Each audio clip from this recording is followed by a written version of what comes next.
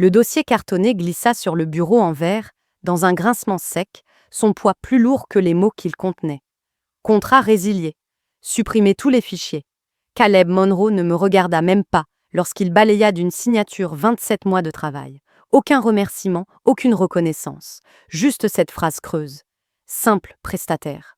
Mes mains ne tremblaient pas, mais le silence brûlait. Tout le monde me croyait invisible. Ce que Caleb ignorait, c'est qu'en m'effaçant, il arrachait un fil qui maintenait Brixton Capital Systems debout.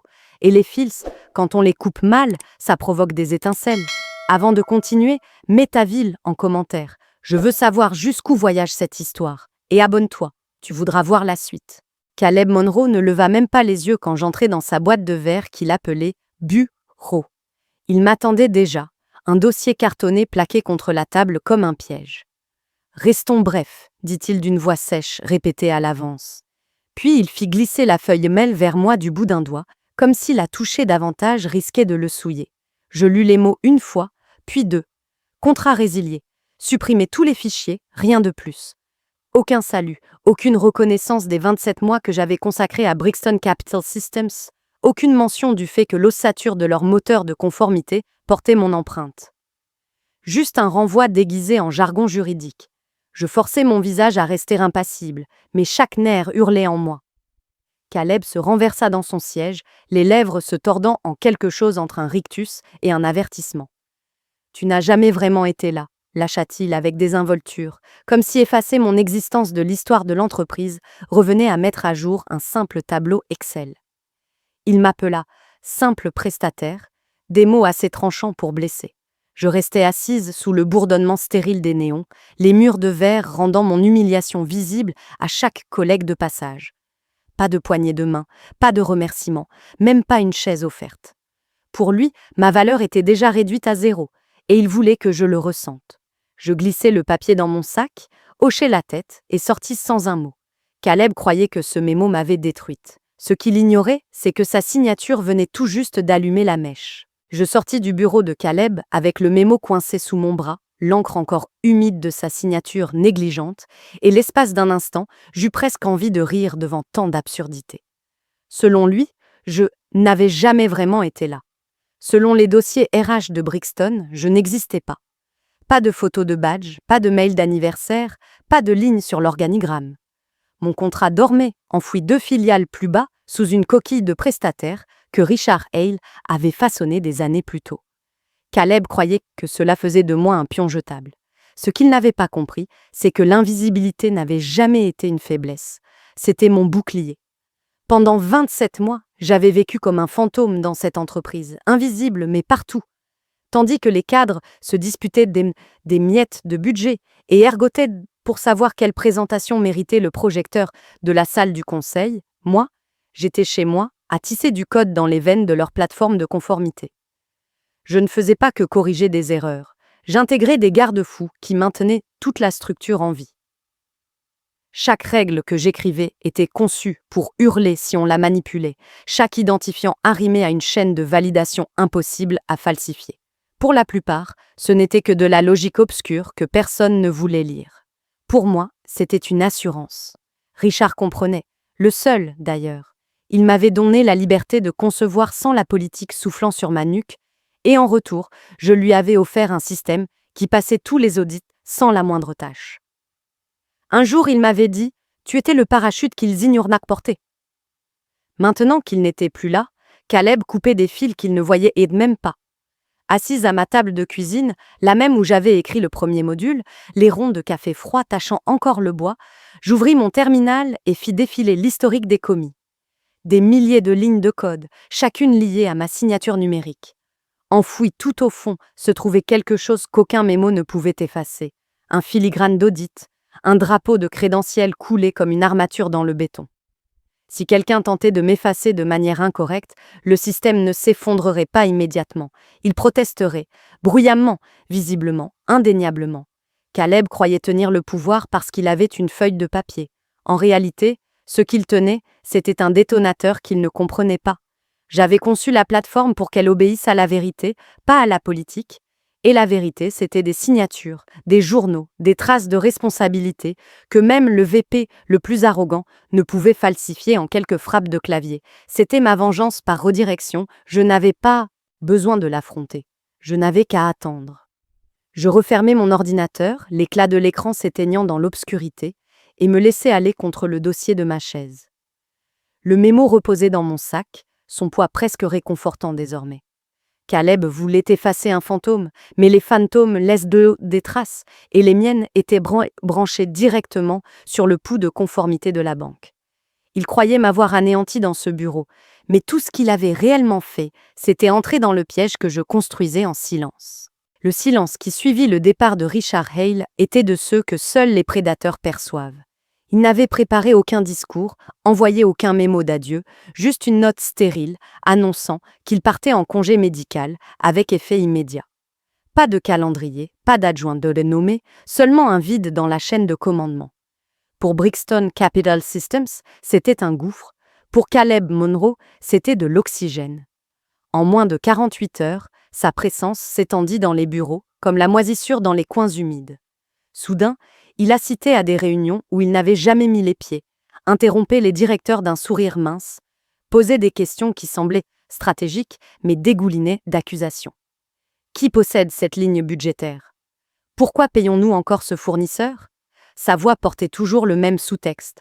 Prouve ta valeur ou prépare-toi à disparaître. Il appelait ça une phase de visibilité, son expression brillante pour transformer chaque employé en candidat forcé de se battre pour sa survie.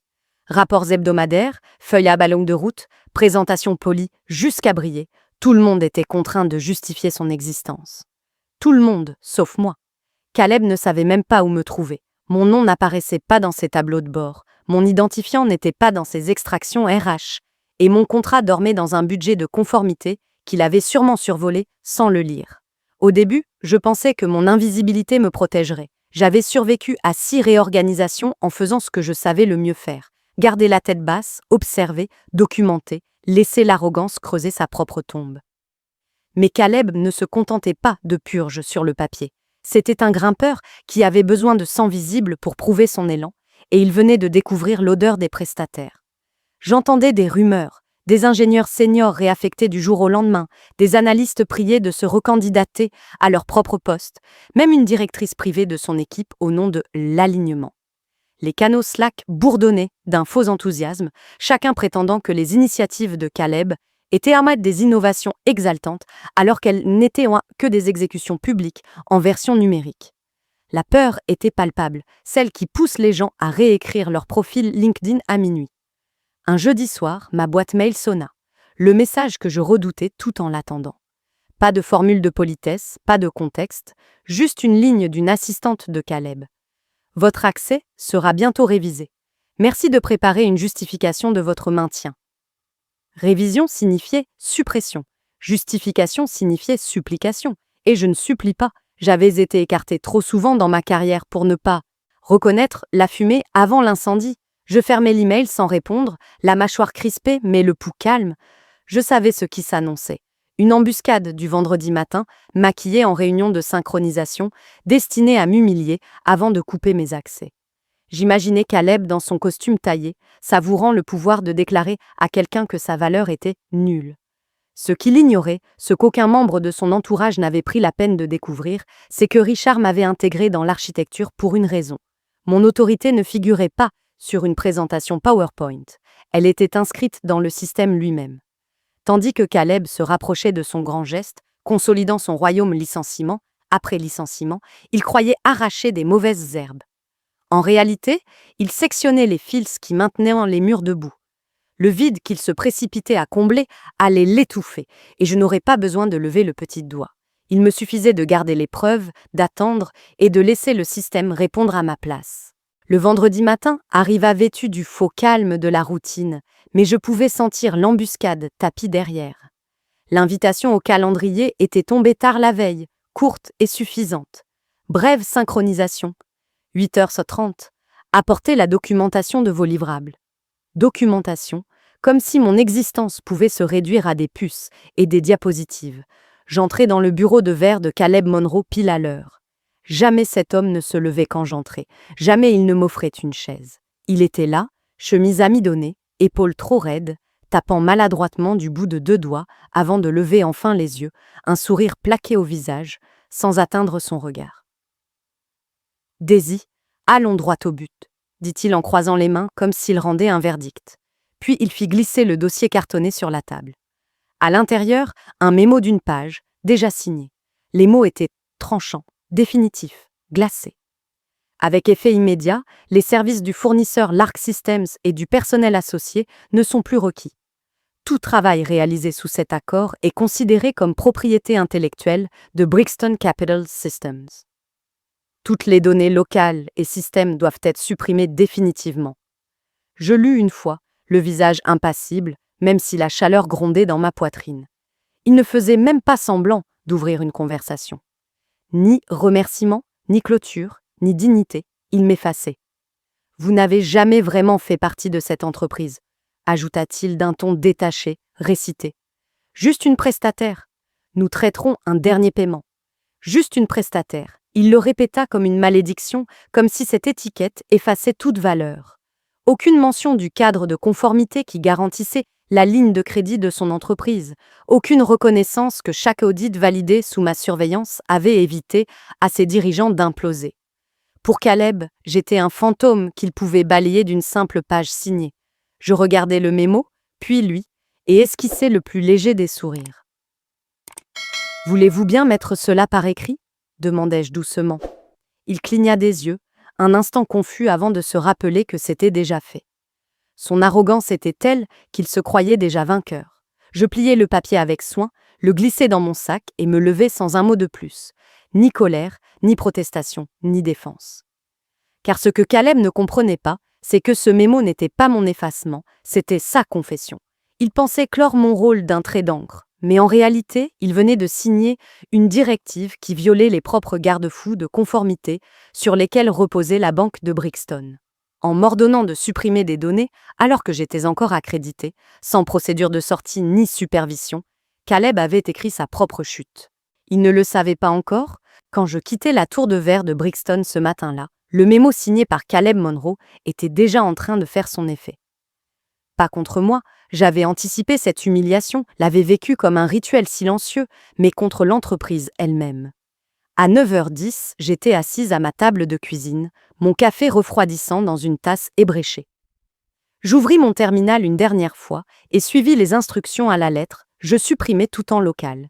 Les dépôts, les miroirs, les environnements de test, les schémas, tout disparut de mon ordinateur. Aux yeux de Caleb, cela ressemblerait à de la conformité. En réalité, le cœur du système ne vivait pas sur ma machine. Il vivait dans l'architecture même, incrusté dans l'ossature de conformité comme des veines dans un corps. À 13h46, la première alerte retentit, mais pas dans les bureaux. Elle apparut sur le tableau de bord bancaire sécurisé qui surveillait l'intégrité opérationnelle de Brixton. Le système avait enregistré un événement de suppression lié à mes identifiants, mais sans ticket de sortie, sans révocation officielle, sans transfert de conformité. Pour un auditeur externe, cela revenait à constater qu'un utilisateur accrédité venait d'être effacé sans procédure. Et la ligne de crédit renouvelable de 18,5 millions de dollars de Brixton n'était pas fondée sur la confiance, mais sur la preuve. La preuve signifiait journaux, continuité et conformité. À 14h03, la ligne de crédit fut gelée, non pas annulée, mais suspendue, comme un parent qui met sur pause en entendant du verre se briser dans la pièce voisine. Dans les bureaux de Brixton, personne ne s'en était encore rendu compte. Caleb se pavanait toujours, fanfaronnant sur Slack auprès des dirigeants à propos de sa rationalisation des prestataires et partageant un article creux sur la transparence agile. Pendant ce temps, bien au-dessus de son niveau hiérarchique, les responsables conformité de la banque fixaient un voyant rouge clignotant à côté du nom de Brixton. Une suppression d'identifiants non planifiés, rattachée à l'identité même intégrée dans la chaîne d'audit. Mon identité. La panique n'arriva pas sous forme de cri ou d'alarme. Elle débuta par un email poli. À 14h17, le service juridique reçut un message « Suppression d'identifiants non planifiés détectés. Merci d'indiquer la marche à suivre. » L'email fut mis en copie à la gestion des risques, à la sécurité informatique et à 2 noms que Caleb n'avait même jamais croisés. À 14h30, un autre message suivit, plus tranchant. Violation suspectée des standards de certification Brixton Bank. Clarification immédiate requise. Le flux vital de l'entreprise se glaçait et Caleb souriait encore. Je me renfonçais dans ma chaise, observant à distance dans le calme de mon appartement, tandis que le système que j'avais conçu faisait exactement ce pourquoi il avait été bâti. Pas du sabotage, pas une vengeance, juste la vérité, enregistrée et restituée sans pitié. Caleb croyait avoir licencié un fantôme. En réalité, il avait ordonné à ce fantôme de tirer un fil de la fondation. Et désormais, tout l'édifice vacillait. Mon téléphone vibra, message d'ingénieur trop prudent pour me mentionner publiquement. « Salut, j'ai entendu que tu n'étais plus sur le projet. » Caleb appelle ça de la rationalisation. Pas sûr qu'il comprenne la moitié de tes modules. D'ailleurs, le tableau de bord des métriques vient de planter. Une idée de ce qui se passe ? Je ne répondis pas. La beauté d'un système qui se protège lui-même, c'est que je n'avais pas besoin de le faire. Chaque journal d'offboarding manquant, chaque absence de documentation, chaque directive non autorisée signée par Caleb, ça semblait déjà dans une piste d'audit impossible à nier. La gâchette avait été pressée et le mécanisme était en marche. Caleb pensait que le mémo m'avait effacé. En vérité, il n'avait fait qu'éveiller les garde-fous que j'avais laissés derrière moi. Lorsque Richard Hale franchit de nouveau les portes de Brixton Capital Systems le lundi matin, il n'annonça pas son retour. Pas de mail, pas de réunion générale. Il arrive simplement à 8h02, manteau sur le bras, visage encore pâle après des semaines de traitement, et marcha droit vers la suite exécutive. À ce moment-là, la banque avait déjà gelé la ligne de crédit de Brixton et l'équipe juridique avait passé le week-end à fouiller des journaux de modification qui n'existaient pas. Le seul document retrouvé était le mémo de Caleb Monroe, la directive d'une page qui m'ordonnait, alors que j'étais toujours pleinement accrédité, de supprimer des données critiques. Ce mémo portait un horodatage de moins d'1 heure avant l'événement de suppression qui avait déclenché l'alerte bancaire. Richard le lut une fois, puis 2, et le posa bien à plat sur la table, telle une pièce à conviction. « Qui a autorisé cela » demanda-t-il calmement. Silence. Les juristes feuilletaient des dossiers, les responsables IT tripotaient des tableurs obsolètes, incapables de produire un ticket d'offboarding conforme. Enfin, Caleb prit la parole. « Ce n'était qu'une prestataire, dit-il, s'appuyant sur cette phrase comme sur un bouclier. Nous n'avions aucune obligation de la faire passer par les systèmes internes, c'était du nettoyage. » Sa voix se voulait ferme, mais ses yeux cherchaient des alliés et n'en trouvaient pas. Richard ne haussa pas le ton. « Avez-vous révisé la logique de conformité avant d'émettre cette directive » Caleb hésita, puis secoua la tête. « Non, mais j'ai supposé… » Richard le coupa net. « Vous avez supposé pouvoir congédier l'architecte de notre ossature de conformité sans comprendre les garde-fous qui y étaient intégrés. Vous avez supposé qu'une étiquette de prestataire effaçait le fait opérationnel de son accréditation. » Le mémo reposait entre eux comme un fil électrique sous tension. Richard le tapota du doigt. Ceci n'est pas un ordre de résiliation. C'est une instruction de violation. La pièce se figea. Une juriste senior tout sauta. Si la banque interprète cela comme une négligence intentionnelle, nous risquons une requalification en violation. Une autre voix ajouta. Les investisseurs pourraient déclencher une revue. Les partenaires de crédit ne donnent pas de seconde chance. Les épaules de Caleb s'affaissèrent, mais il tenta encore. Son travail n'était pas critique, c'était du code hérité, je rationalisais. Richard ouvrit son ordinateur et projeta les journaux d'audit sur le mur. En rouge, la chaîne était claire. Mon identifiant, l'événement de suppression, l'absence de documentation d'offboarding, l'alerte de conformité bancaire. Chaque entrée correspondait au mémo signé de Caleb. Aucune interprétation possible.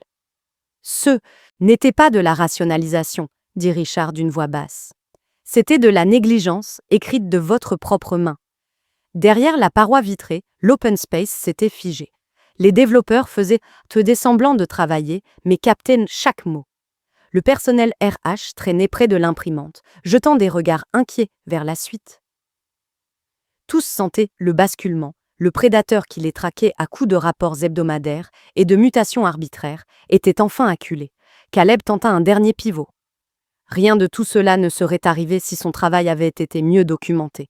Elle n'était pas critique, remplaçable. Les yeux de Richard se durcirent. La documentation existait. Vous l'avez ignorée.